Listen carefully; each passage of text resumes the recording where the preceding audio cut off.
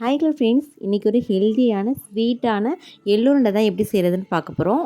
ரொம்பவே குயிக்காக நம்ம வீட்டில் இருக்க பொருளை வச்சு சிம்பிளாக குயிக்காக பண்ணிடலாம். வாங்க எப்படி பண்ணுறதுன்னு பார்க்கலாம்.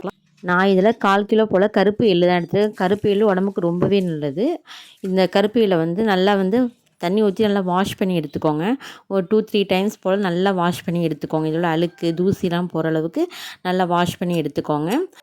இது ஒரு பக்கம் இருக்கட்டும். ஸ்டவ் ஆன் பண்ணிவிட்டு ஒரு சின்ன கடாயை வச்சுக்கோங்க. இதில் 2 to 3 டேபிள் ஸ்பூன் அளவுக்கு பொட்டுக்கடலை சேர்த்துட்டு நல்லா வறுபட்டதுக்கப்புறமா ஒரு தனியாக பிளேட்டுக்கு மாற்றிக்கோங்க. நெக்ஸ்ட்டு நம்ம க்ளீன் பண்ணி வாஷ் பண்ணி எடுத்து வச்சுருக்க கருப்பு எள்ளை சேர்த்துட்டு கொஞ்சம் கூட தண்ணி இல்லாமல் நல்லா ட்ரை ரோஸ்ட் பண்ணிக்கோங்க. நீங்கள் அந்த எள்ளை வதக்கும் போதே அது படன்னு வெடிக்கும். அதுதான் கரெக்டான பக்குவம். அந்தளவுக்கு நீங்கள் எள்ளை வதக்கிக்கோங்க. நல்லா கொஞ்சம் கூட ஈரத்தன்மை இல்லாமல் வதங்கினதுக்கப்புறமா நம்ம ஏற்கனவே ட்ரை ரோஸ்ட் பண்ணி எடுத்து வச்சுருந்தா பொட்டுக்களையும் இதில் ஆட் பண்ணிவிடுங்க.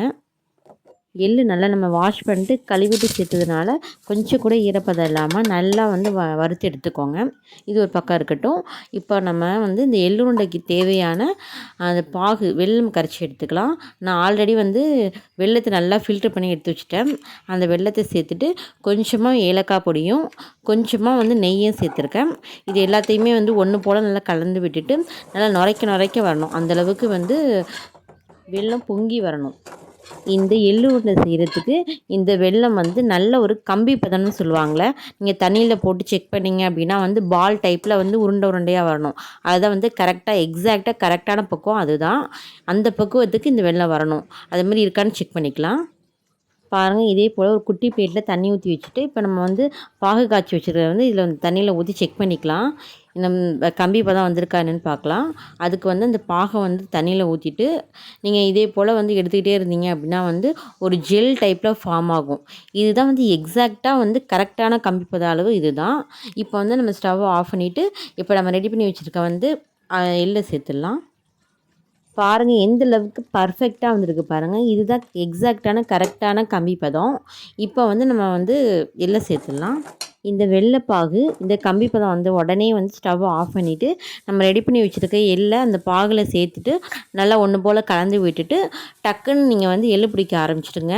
ஏன்னா அதுக்கப்புறம் நேரம் ஆக ஆக மாவு நல்லா இறுக ஆரம்பிச்சிடும். அதுக்கப்புறம் நீங்கள் எள்ளு பிடிக்கிறதுக்கு உங்களுக்கு கரெக்டாக வராது. அதனால் கொஞ்சம் ஹீட்டாக சூடாக இருக்கிற போது நீங்கள் எள்ளுருண்டை பிடிச்சா தான் உங்களுக்கு எள்ளுருண்டை கரெக்டாக பிடிக்கிறதுக்கு வரும்.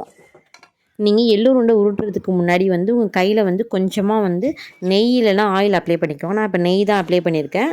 கொஞ்சமாக நெய் கையில் அப்ளை பண்ணிவிட்டு இதே போல் குட்டி குட்டி பால் டைப்பில் உருட்டி எடுத்துக்கோங்க. அவ்வளோதாங்க. இதே போல் எல்லா எள்ளையும் ஒரு குட்டி குட்டி பால் சைஸில் உருட்டி எடுத்துக்கோங்க. நம்மளோட எள்ளு உருண்டை ரெடி ஆகிடுச்சு. இந்த ஹெல்த்தியான ஸ்வீட் ரெசிபியை நீங்களும் உங்கள் வீட்டில் செஞ்சு பார்த்துட்டு எப்படி இருக்குன்னு சொல்லுங்கள். தேங்க்ஸ் ஃபார் வாட்சிங்.